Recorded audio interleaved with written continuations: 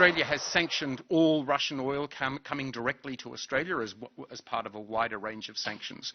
But in the last few days, Reliance has made it clear, and they are the large exporter of petroleum products from India to Australia, that from their Jamnagar SEZ refinery, which is where all of their refined product that goes to Australia, from next month, from some point in that next month, all of that material will be free of Russian oil.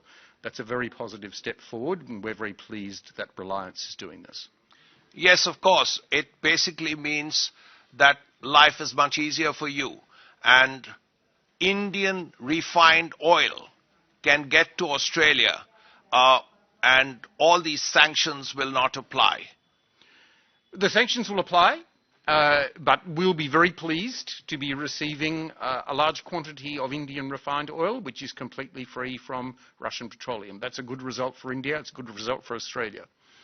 Apart from that, green technology is an issue of the future.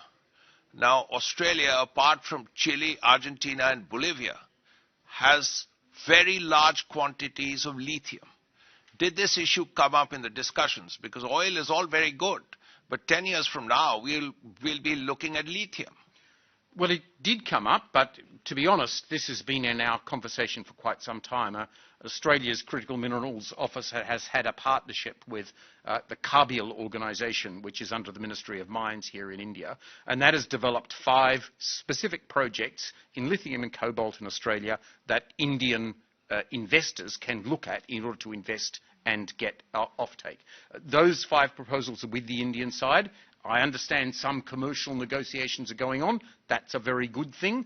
But if there are more things that Australia and India can do together on critical minerals, and perhaps even beyond that to rare earths, Australia is very interested in that conversation with India.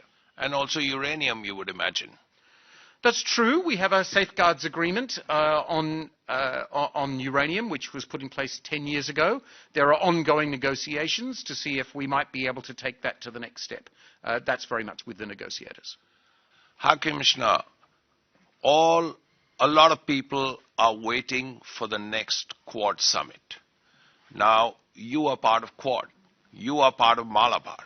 You're a close friend. You're a partner.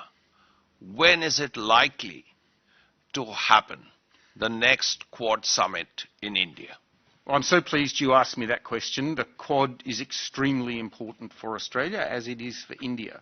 You know, we are trying to frame, in an era of sharper competition and disruption, we are trying to frame a region that is peaceful and prosperous and stable. And the Quad is one of the key vectors to doing that. Now, our Foreign Minister was here yesterday. She has already met twice in the Quad framework, that is to say, foreign ministers of the Quad countries, already twice this year, including with Secretary Rubio. The next Quad summit will be held in India. The dates for that is a matter for the Prime Minister of India to settle with his counterparts, but I know Prime Minister Albanese will be very keen to come to the Quad summit in India whenever it's scheduled.